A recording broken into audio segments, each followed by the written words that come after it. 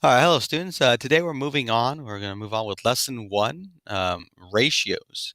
So remember what ratios are. Ratios are just simply a comparison of two numbers. There are many different ways we can actually show ratios or show a comparison of the two numbers. And of course, we're going to talk about them as we go through this lesson. So we look at example one. It says a co-ed soccer team has 4 times as many boys as it has girls. We would say the ratio of number of boys to number of girls on the team is 4:1. Well, we would read this as 4:1. All right, so some important pieces of information we should identify when we're talking about ratios is first, we read this first sentence. Co-ed soccer team has, well, this part right here, 4 times as many boys as it has girls. So the 4 times goes with the boys, and then as it has girls. So that would mean if I have one girl on the team, 4 times 1 is 4. That means there'd be 4 boys. And that's how they come up with these two numbers down here, the 4:1, is because by saying 4 times, we want to identify the girls as 1, having one person, and then multiply that by 4 to come up with the boys. Another thing we should recognize or identify here in the second sentence is we say the ratio of number of boys, notice the number of boys comes first, to the number of girls, and number of girls comes second. This is very important. The order in which you write a ratio matters. It's not enough just to have the 4 and 1. You must have the 4 come first because they identify the boys first, and then the 1 comes second because we say the girls second, just because that's the way it's presented. And it has to be in that order. If I was to switch this around and go 1 to 4 or 1:4, that wouldn't work because I would be saying 1 boy and then 4 girls. We can't say that. Next, it says we read this 4:1. Well, here's another way of writing the ratio itself. So one way is writing a colon, the other way is writing the word 2. So that's kind of two different ways already I see of writing a ratio, 4:1 or 4:1. The next thing we want to do is we kind of want to identify these as kind of in table form. So first, we want to identify what we're talking about. First, we're talking about number of boys. That's the first thing we're talking about. The other thing we're talking about is that we have number of girls. Well, there's one other thing that we are talking about that isn't kind of really stated. Well, it is kind of stated, but not kind of like the boys and girls, is that we're talking about how many players are actually on a team. So we could say this as total. I like to use the word total all the time.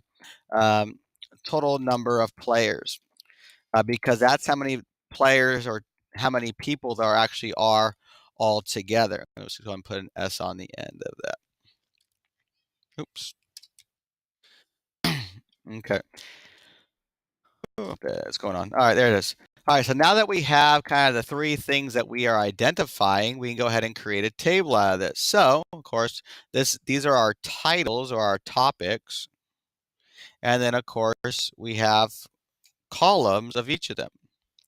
The first is what is actually being presented. First, what's being presented is the 4:1. Well, if there's 4 boys and 1 girl, that means there's actually 5 people on the team altogether. Well, that really doesn't make up a soccer team. That's not enough players. So obviously, it's not just 4 boys and 1 girl. There's probably more than just 5 players. So what we could do is we could increase the values or find equivalent ratios, same way we find equivalent fractions. Well, let's say instead of having 1 girl, actually there's 2 girls on the team. Well, it's 4 times as many boys. So 4 times 2 would be 8 boys. And then that would be 10, sorry, not, yeah, that'd be 10 players altogether. So there you go. That could be a different, it might not just be 4:1, it might be 8:2.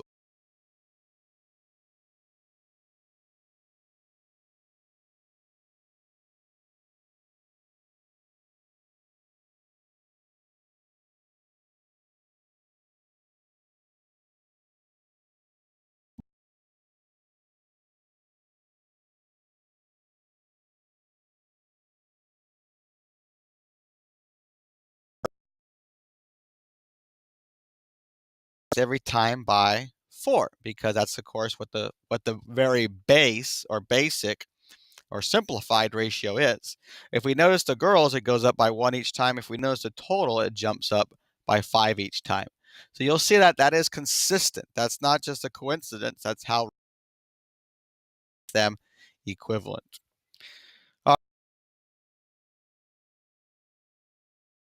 Next video, we're going to continue talking about ratios. All right, hello students. Let's go ahead and go through, another example. So hopefully you should see this right below what we just did. It says, suppose a ratio of number of boys, number of girls on the team is now or is 3:2 or 3:2. So on this one, we're going to talk about the different ways of writing a ratio. So different ways to write a ratio. So this is here. So go ahead and pause the video if you need to and go ahead and copy this down. And then we're going to talk about the different ways we can write the ratio. Well, first of all, again, please make sure you have that down first. We have the colon, which you just simply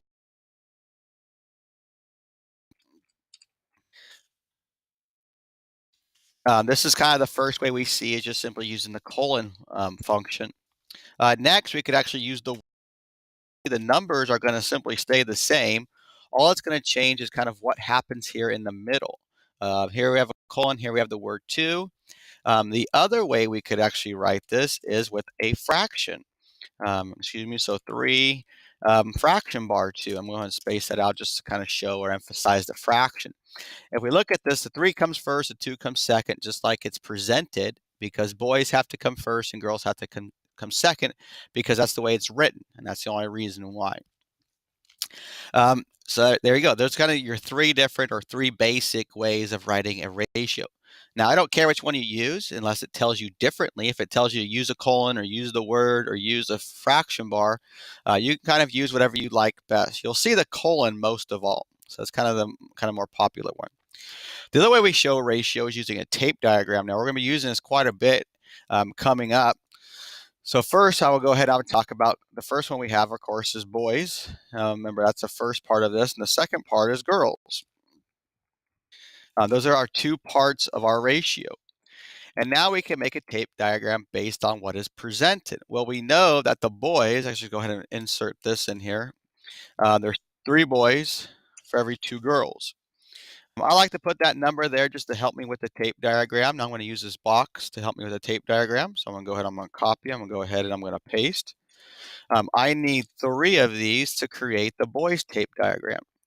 Now it is important, the sizing of this, or the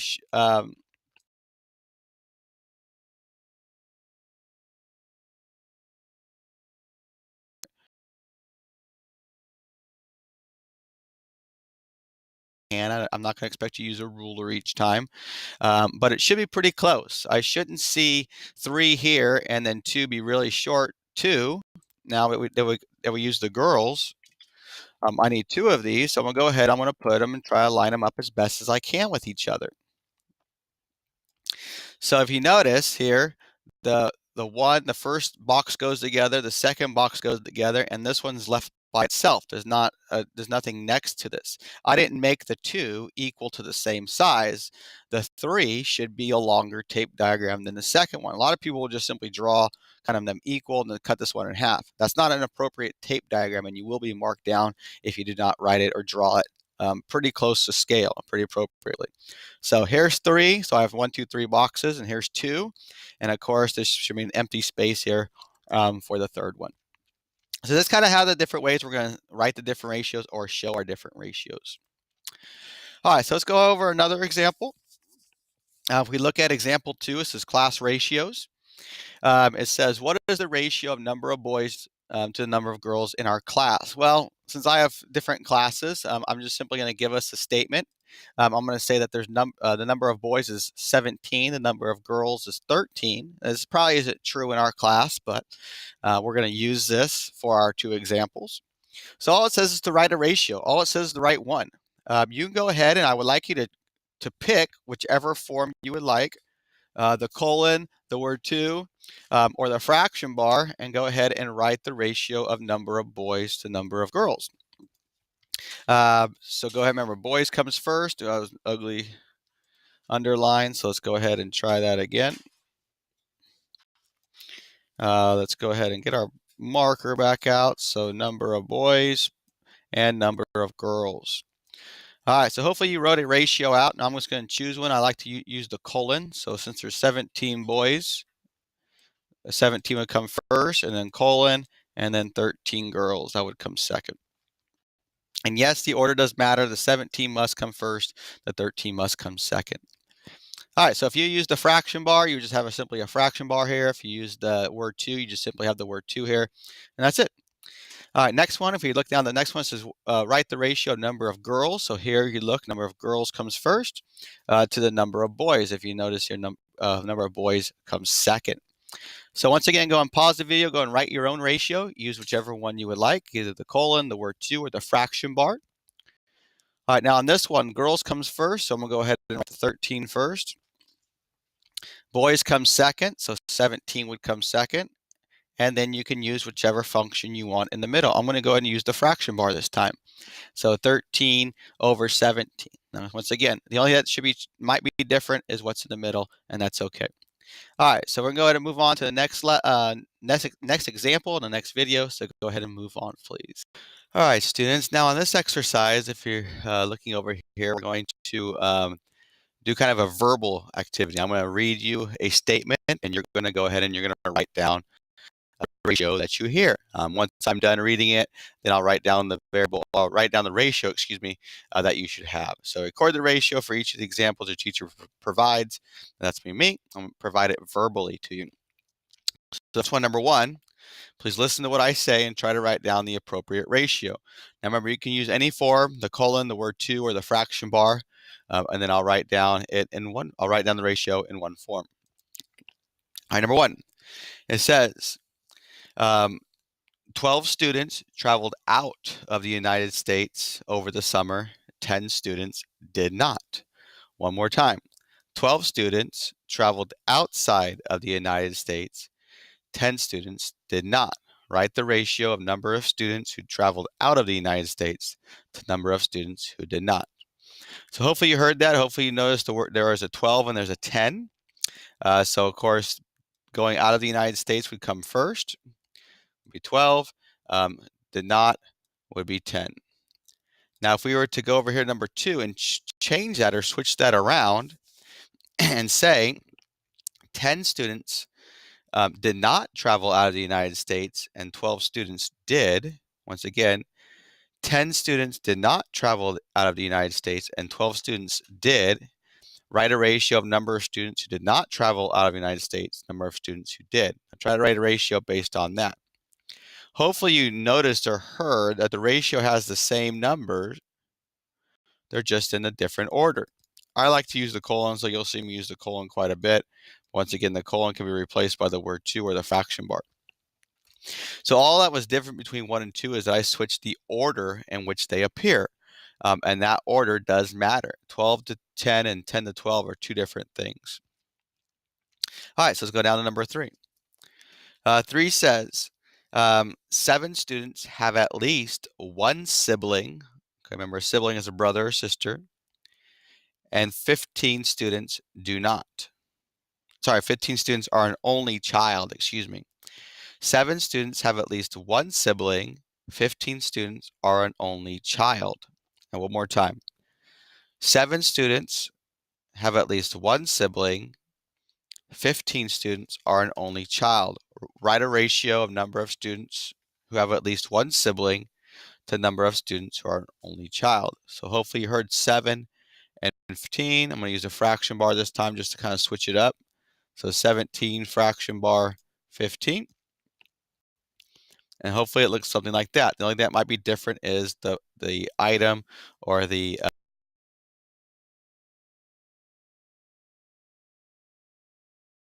15 students are only children, and 7 students have at least one sibling. Write a ratio of only children to at least one sibling.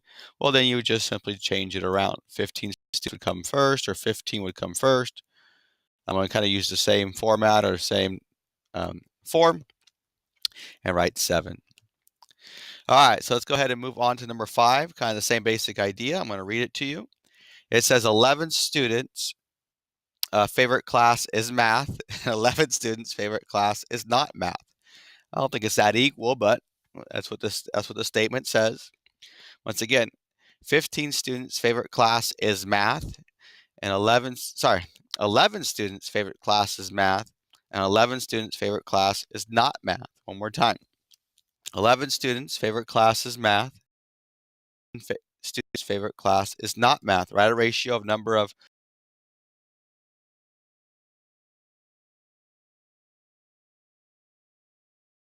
students whose favorite class is not math.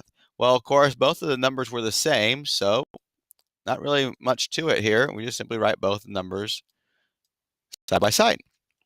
And a 6, if I just switch it around, write a ratio number of students whose favorite class is not math, it was still 11. The number of students whose favorite class was math, that'd still be 11. That'd be pretty straightforward. Doesn't really change much because it's even. It's kind of the same thing.